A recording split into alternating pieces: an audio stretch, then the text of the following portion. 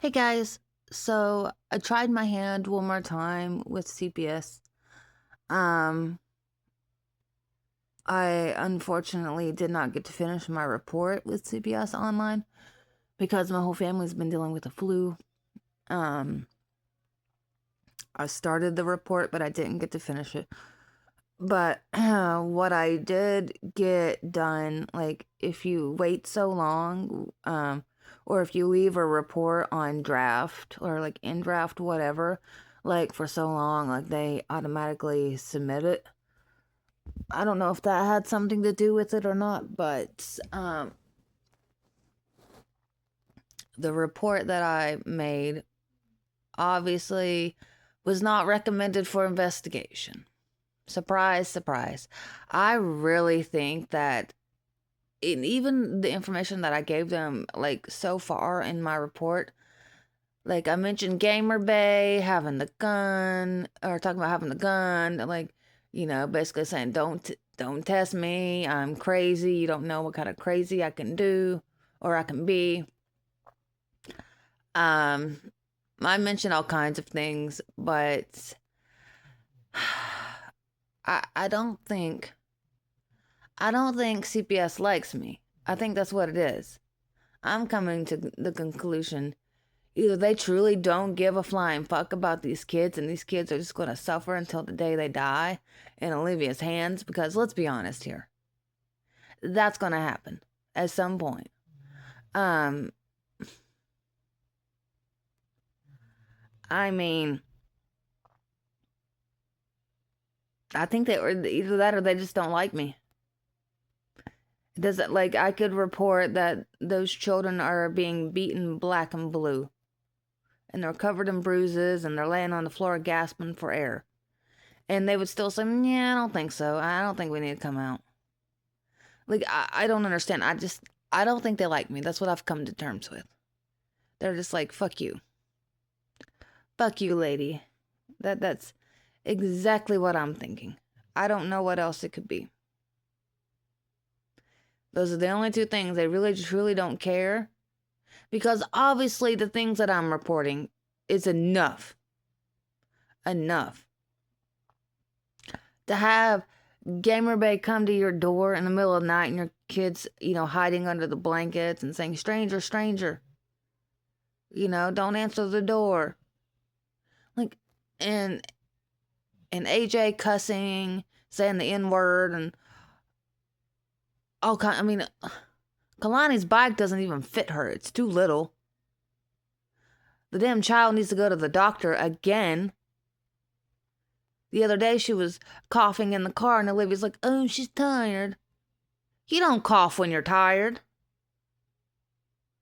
That doesn't make no sense. That's the stupidest damn thing I have ever fucking heard. Excuse me, I'm still sick. But I truly don't understand. I don't get it.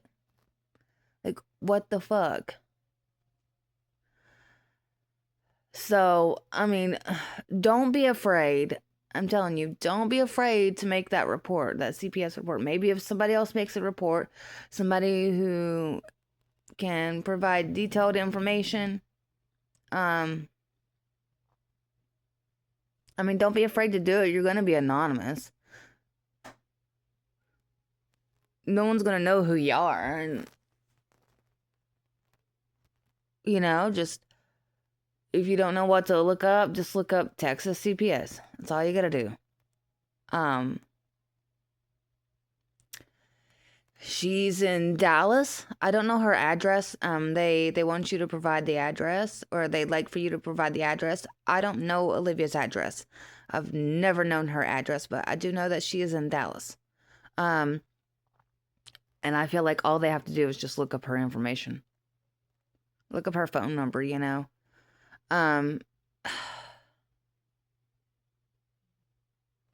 don't know. Maybe if I finished the report, maybe something would have been done, but I don't know.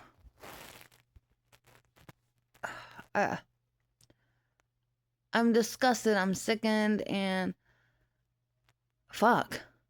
dude. Fuck. I even wrote down that Olivia had threatened the kids multiple times. If you don't shut up, I'm gonna drag you out this room and beat your ass.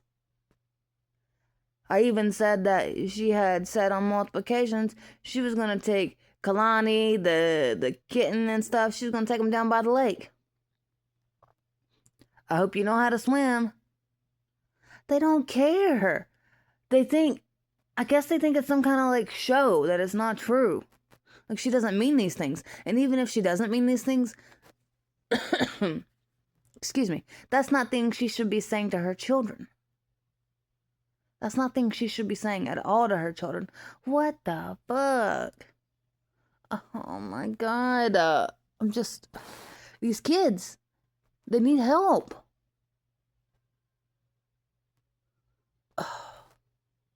Like something serious is going to happen. I even mentioned that she hasn't even once been to the OB doctor and how she knew she was pregnant in the beginning and was still drinking Hennessy and smoking cigarettes. That's not enough information for CPS. Like, for them to need to come out, or not enough information. That's not enough. Like, that's not enough valid reasons for them to come out. Not enough evidence. Are you kidding me, dude? That's all that is evidence. Like, fuck, dude. I just think they must be like, you know how, like, you go into a store and you do some shit, or a restaurant and you do some shit, and then they end up kicking you out and you get banned, you can't come back. Like, I feel like that's me with CPS. Like, they have my name just put up there. Like, do not associate with. Do not fuck with. You know, whatever the professional way of putting that would be. I don't know. I'm trying. I know I said I wasn't going to contact them again, but my God, I can't just sit back and watch this shit show happen, dude. I can't. My heart hurts every fucking day for these kids. And I don't know. I wish I could be like some of these other people who just, you know, it's not that deep for them. It's that deep for me, you know? I don't take kindly to child abuse, child neglect, verbal abuse. The amount of verbal abuse that goes on in that house should be enough for them to remove those children. Ugh. You know, and then CPS is going to step in when it's too damn late. I'm telling you, when she has this baby, best believe there's going to be a reason to call CPS. Or make an online report, because this baby is going to be neglected for sure. The baby's going to be crying, and the kids are going to get it even worse when the baby comes. Excuse me. AJ and Kalani, they're going to get it worse, because with the baby scream, crying, pray to God that baby doesn't have colic. But, you know, pray to God that, you know, those kids, you know, don't get it worse when the baby comes, because the baby's going to be scream crying, needing to be changed, needing to be fed. There are times, obviously, you know, you do everything you can to soothe your baby, and your baby just, well, can't be soothed. And so the baby just cries and cries and cries. Pray to God the baby. And then, you know, Olivia's going to get, like, super annoyed by that. And then she's going to take it out on the kids even worse, because the kids are going to be wild and hyper. God only knows what the kids are going to do. Olivia's going to be laying up in bed, talking to the internet, or talking to her live stream. And those kids are going to be running around. That baby's going to be out in the living room or something, and they're going to go in there and beat around on that baby. Next thing you know, you're going to hear thud. The baby fell out on the floor. And then Olivia's going to go beat their ass because she wasn't out there watching them. I mean, that baby's going to be sitting in soiled diapers. I mean, you have to take your baby to the doctor. Is the baby going to Go to the doctor? Probably not. You know, the doctor is going, or the doctor, when Olivia goes to have the baby, whenever she does, if she really is pregnant, um, like, they're gonna fuss at her. Because every time, and she knows how it goes, but every time I've went to have my baby, well, you have to, what you have to do, like, where I go, like, you get, how does it work? I think it's your doctor's office. They set you up for an appointment with, like, I think it's your first baby. They do. They set you up. Like, if you've never been there before, at the birthing center, they set you up an appointment, and then you go to the birthing center, like, right before you have your baby, or your scheduled C-section, whatever, and you do a walkthrough of the facility. And I think that's so nice. And you, if you're having, like, C-section and stuff, you meet with anesthesiologist and go over things, health wise. And it's really nice. It really is that they do that. And then I think after the first time, your doctor's office here, they just contact the birthing center, and then they get you, like, if you're having C-section, they get you scheduled for your C-section, and then they get your information in, which all 3 of my children were C-sections due to my medical condition I was born with that I will have the rest of my life. Like, there's no cure for what I have. And so with each pregnancy, I'm high risk, and I have to have a C-section. Like, I can't have vaginal birth, which is fine. But thankfully, with my last baby, I was smart enough to get my tubes tied. I was like, yeah, I'm done. Like I said at the very beginning of my pregnancy with my 3rd baby, like, I was like, yeah, I'm ready to have my tubes tied. Like, can I go ahead and sign the papers? And they were like, And I'm like, why? I told you that I wanted to have my tubes tied. And they're like, we can't do that until the end of the pregnancy. And I was like, oh, God, are you kidding me? And, like, all throughout the pregnancy, I was like, please, please, please. And then right as I'm on the operating table, my doctor asked me again. He was like, so you truly want to get your tubes tied? I'm like, yeah, absolutely. And he told me, he said, you're, excuse me. He was like, you're not going to hate me if you get your tubes tied. He said, I don't want you to hate me and regret your decision. He said, because there's no going back. And I was like, oh, I'm not going to hate you. I was like, I love you, like, you delivered my first baby. Like, come on now. Like, no way. I'm not going to hate you. And he was like, you're positive. Like, I'm telling you, he asked me so many times, like, do you want to get your tubes tied? Like mega reassuring or mega rechecking. And I'm like, yeah, absolutely. Like, I said in the very beginning, I'm going to get my tubes tied. I was like, and so he was like, okay.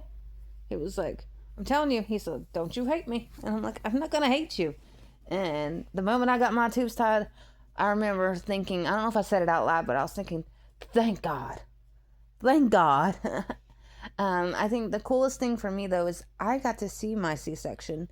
I had been begging every pregnancy to be able to see my C-section, because I found out that there's, like, these little clear tarps that they can put over you to where you can see the C-section happening. But all of my doctors, they were like, no, you don't want to see that. If you, like, we don't want you to freak out and operate on the operating table while we have you open and yada yada yada. I was like, no, please, I love surgery. Like, let me see that. And I was thinking, like, these women who give, like, vaginal births, like, they kind of get to see their babies come out, and I want that experience. And finally, my doctor who delivered my last baby, he delivered my first baby, and during my C-section, I remember when my baby came, when he was cutting me open, he had already cut me open, and he told me, he said, I want you to look over to the left there. And I was like, okay. And the nurse was like, yeah, look over to the left. And I look over, and there is this big like TV, and there is like my body just like on the table. I said, oh my God. I said, is that me? He said, that's you. There's your baby. And I was like, stop. And he was like, yeah, that's your baby. And he said, I know how bad you were wanting to see, your baby. And I was like, oh my God, you finally let me do that. And he was like, yeah. And I was like, you're the coolest. I was like, you truly are like the coolest guy on the planet right now. And, everyone was like watching me to see if I was going to freak out, because, they were like, uh-oh, there's a big chance that I could freak out. And the whole time I'm just like, that's the coolest thing I have ever seen in my life, dude. And, my baby came out, and I was just over the moon excited, Obviously, my baby wasn't doing really good. My baby had to go to NICU like right away. So there's that. But then he said, all right. He said, look back over. He said, we're gonna tie your tubes. And I was like, no way. I was like, I get to see that? And he was like, yeah. And I was like, oh, hell yeah. And it's just one of the coolest things ever, because I was always jealous that my fiance got to look over each time during each C-section of my 3 children, and he got to watch it happen, and I'm like, I want to see that. My fiance would make commentary the whole entire time to me, but I'm just like, no, I want to see that. Like, that's so cool. And I couldn't thank him enough for allowing me to see one of the greatest moments of my life. And I remember when I got back to my room, just like every nurse that came in, and just everyone that's came to see me, just all throughout the day, just were coming in, and they were like, I heard you got to see everything happen. And I'm like, I did. And they were like, I think you're the only one that I can recall that's ever been allowed to do something like that. And I'm like, because I'm special. Oh my God. And they were like high-fiving me and stuff. They're like, that's so cool. And then I remember the new nurses that would come in each day I was in there, that hadn't been there while I was there. They were like, oh my gosh, I heard you got to see everything. And I'm like, yes. And they were like, that's so awesome. And I'm like, isn't it though? And everyone's like, you didn't freak out? And I'm like, no, like, that was one of the coolest things, because I couldn't feel anything. Obviously, they had me numbed up.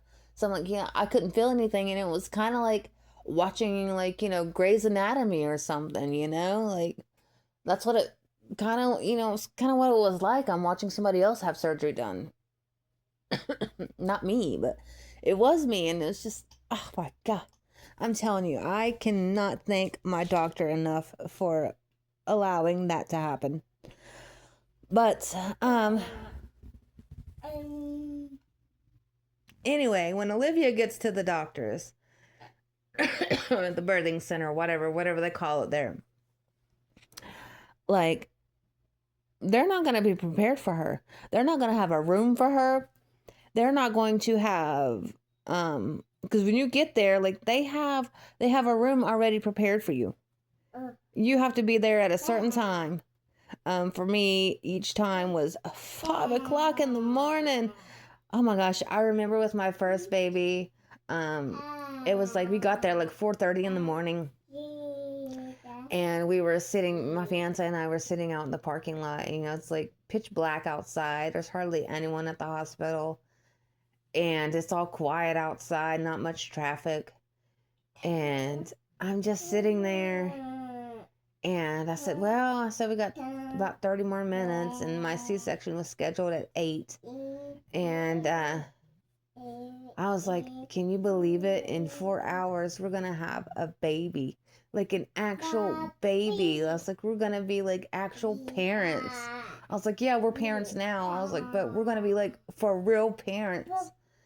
And he was like, I remember he grabbed my hand, and you know how men, like, you know, they just kind of rub your hand, and he said, are you ready for this? And I was like, I don't know. And he was like, we're going to be parents. He said, we're going to walk out of here with a kid. And I was like, we are. I was like, oh my God. He was like, I'm going to be a dad. It's going to call me a dad. And I was like, yeah, and mom. And I was like, oh my God. And he was like, all the bottles and diaper changes. He said, you think they're going to help us with that when we get in there? I was like, I don't need help. I was like, I grew up like taking care of my nieces and nephews. And you know, just little kids. They flock to me, babies. They seem to love me, and I'm just like, you know, I'm cool with it. You know, like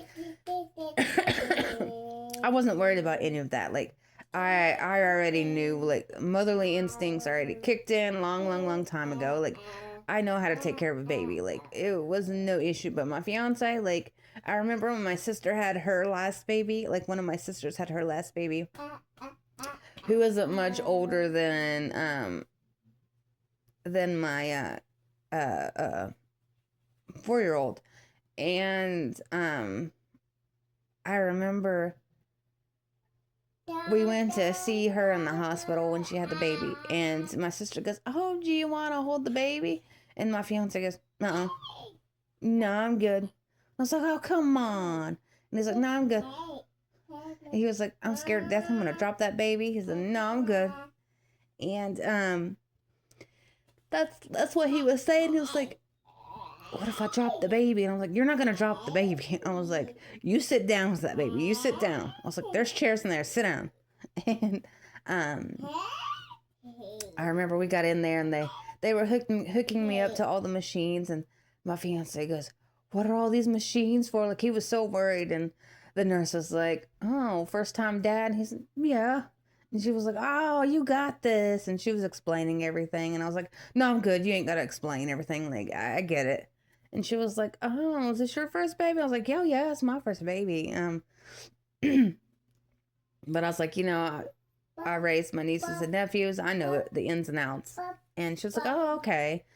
And she was explaining how they were hooking me up to heart monitors, and I could hear the baby's heart and things like that. And he was like, that's the baby's heart? And she was like, yeah. And he was like, that's so cool.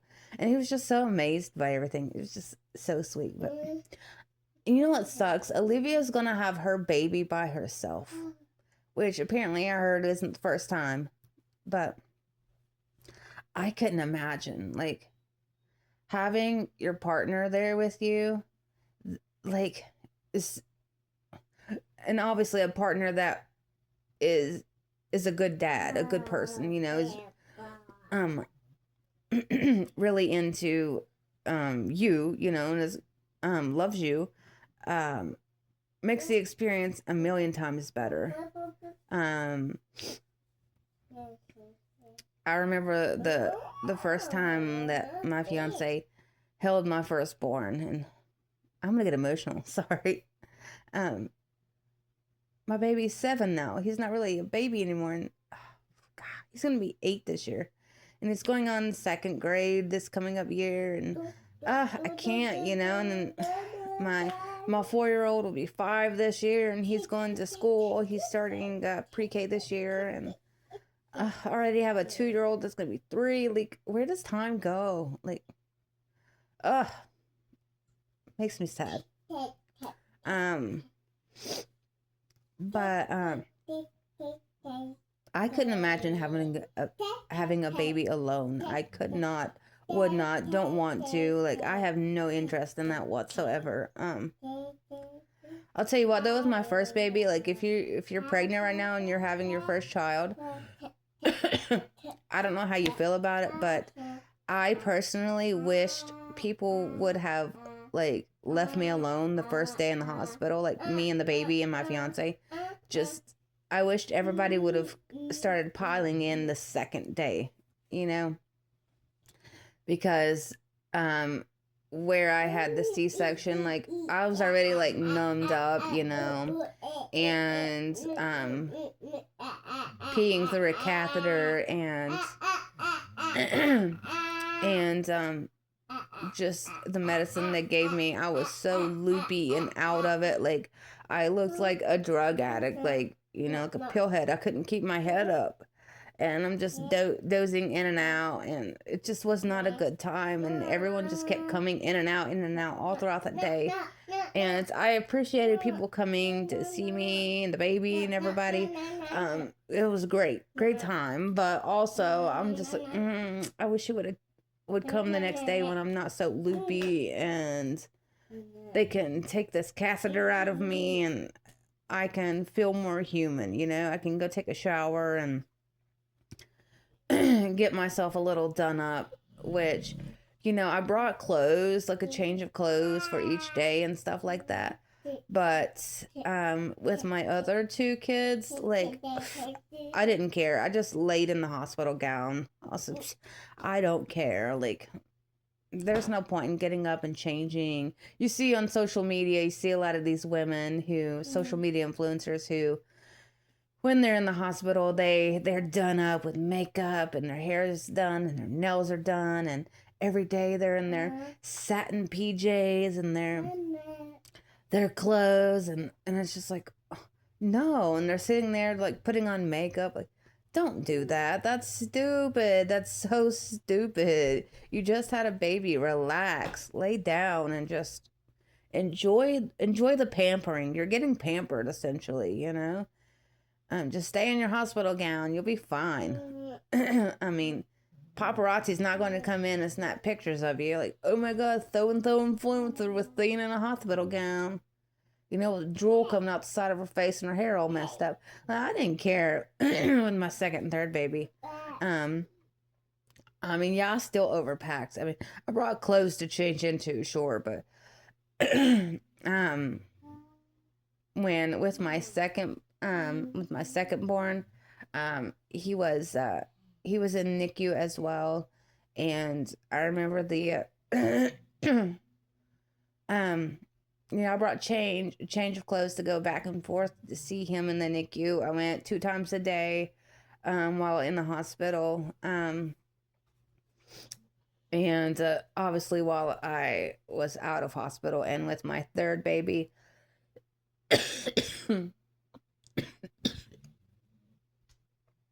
Excuse me. They told me that I could just stay in the hospital for as long as excuse me, for as long as my baby was in the hospital over at NICU, which NICU was not in the same hospital I was in. It was like 10 minutes down the road to the other hospital. So they were like, stay here as long as you need to, for as long as the baby was in NICU, which my baby was in NICU for like 14 days, 12 to 14 days.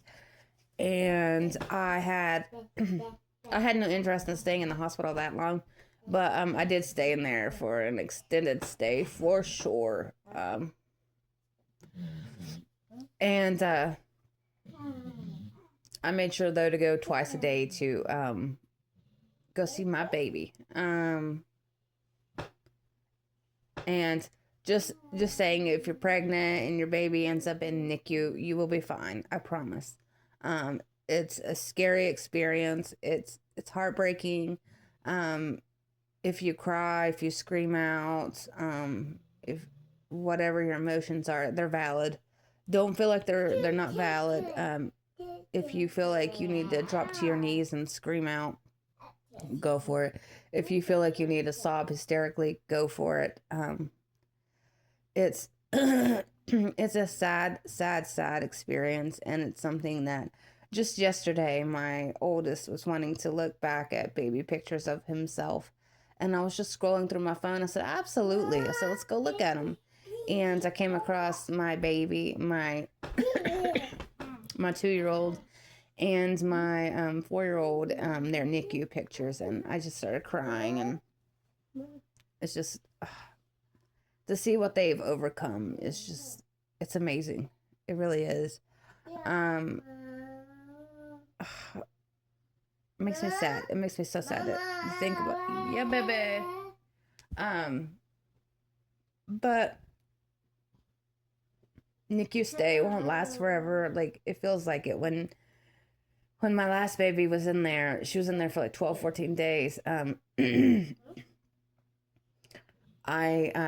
They had her in, like, there's like a regular NICU, and then there's like these private NICU areas that they eventually will put you in.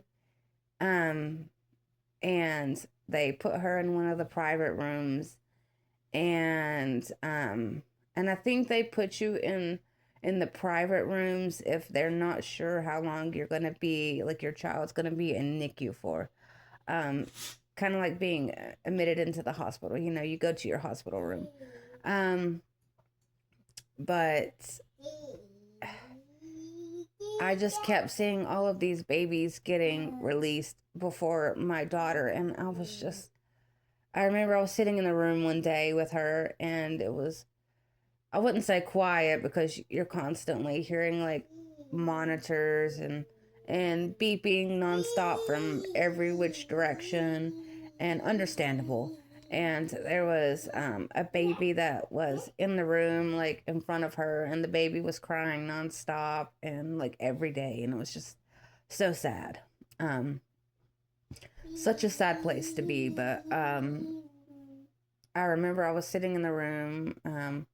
My fiance was about to get off work and head up to NICU with me, and I just sat there, and I remember I screamed out. I said, "Why, God? Why? Why can't my baby go home right now? Just like, what am I doing wrong, you know?" And I remember the the nurse would always come in, and she would tell me, well, the nurses, they would come in and they would say, you know, we can't get her to eat a bottle. Like, we can't get her to drink from a bottle, and you're the only one that can do it. And you know, that made me feel good. It made me feel great. But yeah, baby. Yeah, baby. And you know, I just started crying, and I was like, why is this happening to me? You know, like, I need my baby to get better. I just need her to get better to go home so I can love on her. And I remember every time I would leave her in the NICU to go home, I would just sob hysterically because I didn't want to leave her behind. I just felt so terrible. Like, oh my God, I'm gonna cry. Like I was abandoning her, you know, and just, as you can hear, she's fine now. She's next to me yelling. But just having to say goodbye. I don't, wasn't a good time for me. And thankfully I always had my fiance there to comfort me, hold my hand, and tell me everything's gonna be okay. And he would always reassure me, you know, she's gonna come home. She's gonna come home whenever she feels like coming home. And I'm like, damn it, I need it to be now, not, you know, like a month from now. Like, I know 12 to 14 days doesn't seem like a lot, but you know, when you're having to leave your child behind and have other people care for your child, like, your child is going to sleep without you next to them, like, it's not a good time. Oh my God, I'm gonna cry. Whew, get it together, me. It's supposed to be about Olivia, and here I am crying. You will, I promise you, though, NICU, you will be fine. You're allowed to have your emotions. You're allowed to feel your feelings. I promise you, no one in there is going to judge you. It's just how it is. My children are fighters. I do know that. I love my children. And I can't imagine, like, being like Olivia. I can't imagine treating my children that way, telling them I'm going to drag them out the room and beat their ass. Like, talking about pouring hot sauce down their mouths, taking them down by the lake. Like, That's crazy work. I could never speak to my children that way. I could never make promises to my children and then not follow through. And best believe my children will not let me forget. If I made a promise like a year ago, like they're gonna remember that promise. I can't imagine like being that cruel to your children and being okay with it. Like, it hurts my heart to know that AJ and Kalani have to go through this shit every day of their lives. And Olivia, although she's there with them, she's an absent parent. Like, for sure, an absent parent. And my heart just aches and aches for those children because, and that's why I make these reports. Because I feel like, somebody has to step up and do something. I greatly, greatly, greatly appreciate these reactors for calling her out and showcasing the abuse and neglect. Like, I love it. It's definitely 1,000,000,000% needed, but I don't know. That's not right. It's not right at all, and it's sickening is what it is. And I pray that these children can have an escape before it's too late. If she's moving to Florida or whatever, like she claims, like, those children won't stand a chance. Raquel and her husband aren't gonna want anything to do with Olivia. I mean, not at all.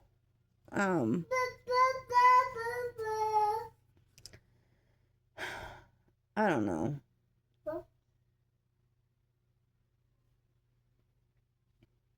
It's gross. It's so gross.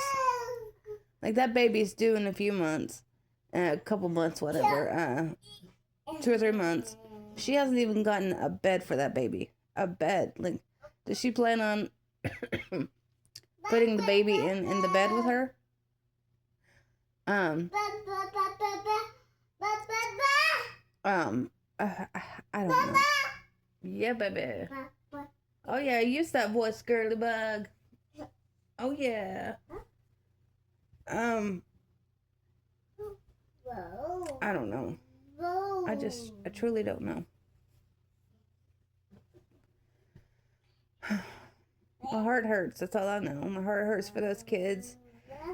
And no mother should be that way toward their children. And for all intents, all intents and purposes, whatever the saying is, in my eyes, Olivia's not a mother. You can't call her that. Just because you have children doesn't make you a mother. It truly doesn't. And it's sick and it's gross, the way she treats those kids. I mean, her going to eat at a restaurant without AJ, like, that's so wrong. And then he has to come home and eat, like, frozen chicken nuggets. The amount of money that she's spending on fast food and eating out at these restaurants, like, she could save. She could put it toward a new place. She could put it toward, buying the kids stuff. Why are you buying AJ a sweater? It's almost summertime, dude. Like, I can't imagine Texas getting that cold. I mean, sure, it gets cold, I'm sure, but I can't imagine it getting that cold. Especially now, like, nothing that comes out of Olivia's mouth makes sense. Nothing. Absolutely nothing makes sense. Like, she needs to be stopped. And I fear that, Gamer Bay is gonna come after her. I truly think that he might come after her. And God only knows what kind of crazy he can do. Like, no one is protecting these children over there. We're doing our part by speaking up and speaking out, but, like, nothing's getting done.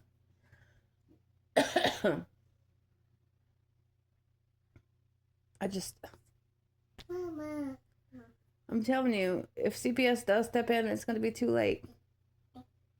And I hope they feel so bad, and I hope that they need therapies and everything for what they've done, for what they didn't do. Excuse me, for what they didn't do.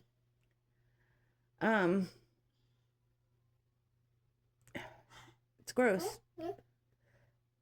But I don't know.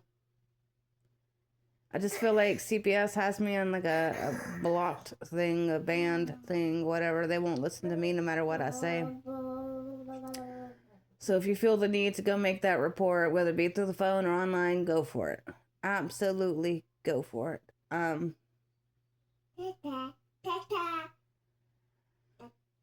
They don't want to listen to me, so I don't know. Maybe they'll listen to somebody else. And I promise you, you'll stay anonymous. She will never know who you are, which Olivia's nothing to be scared of. I'm not scared of her. I mean, maybe if she were in my dreams and she were running and chasing me and breathing all heavy and then in her underwear and then trying to sit on me, then yeah, that'd be a fucking nightmare. But now she's running, I'm so sure.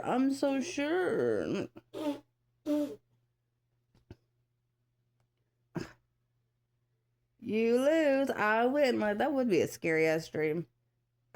Scary ass movie. But I'm gonna go. I need to get myself together because I am just not feeling the best. And my son has muffins with mom coming up this week, and he has a field trip coming up this week. And if I'm feeling like this, I'm not gonna be able to go, so I'm gonna have, if I can't go though, I'm gonna have grandma step in for me. So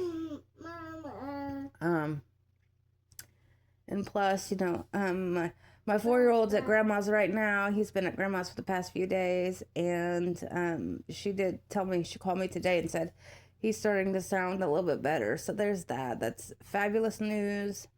If we could just get ourselves better over here, that would be wonderful.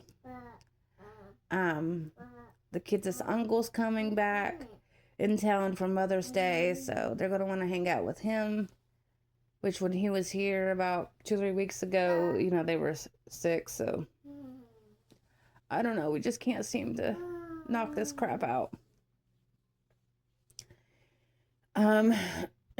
So there's that. Everyone's taking their medicines and things, but we're still fighting this crap. So anyway, I'm gonna go. I love you guys. Thank you for all the likes, the comments. Thanks for all the subscribers. Even though I haven't had a new subscriber in a while, that's fine. But if you like my content, you like my music, whatever, go hit that subscribe button. I greatly appreciate it. You guys are so nice, so kind, and I appreciate every single one of you all. And let's yes, ma'am. I think she's trying to sing over here. Say E-I-E-I-O. You say that? E-I-E-I-O. Yeah. E-I-E-I-O. Oh, she's like, no, I'll sing it. You said bye-bye. Bye-bye. She's like, no, I'm doing the talking. Whatever I want to say, I'm going to say.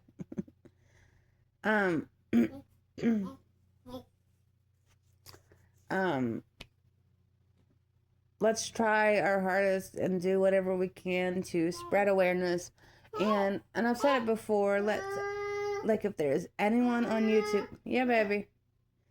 If there's anyone on YouTube that you're subscribed to that speaks up about these types of situations, like I said, the Dad Challenge podcast, he's one of the top ones that I'm subscribed to. I bring him up a lot, but go to channels like him and say, hey, cover this topic of Olivia. Please cover this topic of Olivia. Go to all these people. I'm telling you, it literally takes a second. Go to these people's pages and say, hey, talk about Olivia. please make a video about this woman. You gotta give a little detail, like some serious allegations. That way, those creators will want to make a video about her. And if enough, and like leave in the comments below, like leave, yeah, baby, yeah, baby, yeah, okay, leave in the comments below, the channels that, you've told them about Olivia to make videos about, so that way other people can go to these same channels, and bring up the same thing.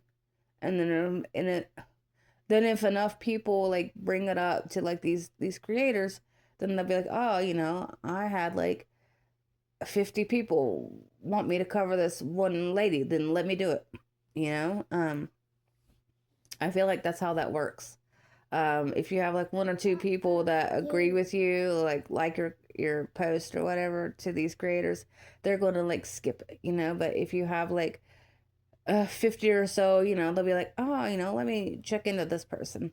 But oh, there you go. E-I-E-O. Yeah, good singing. High five, girly. Yeah, good job. You're a good singer. Ooh. Next Dolly Parton over here. Yeah. Ooh, yeah. Ooh, get it, girl. Get it, girl. Yeah, ladybug.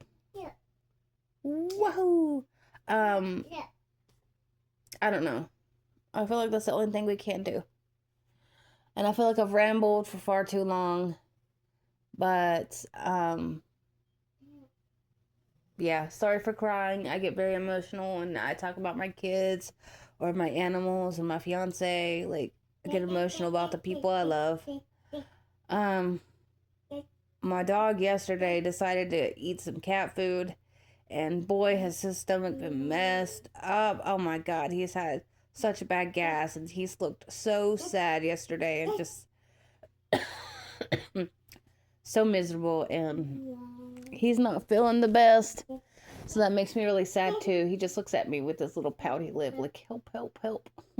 There's nothing I can do. You just have to wait it out. But anyway, I'm gonna get off here, and then I'm gonna do some things, get myself together, try to fight this sickness. Oh my God, I need to fight this sickness. But I love you guys. Thanks for listening. If you listen this far along, I do apologize for all my coughing and whatnot, my crying. And I'll see you guys in the next video. Bye.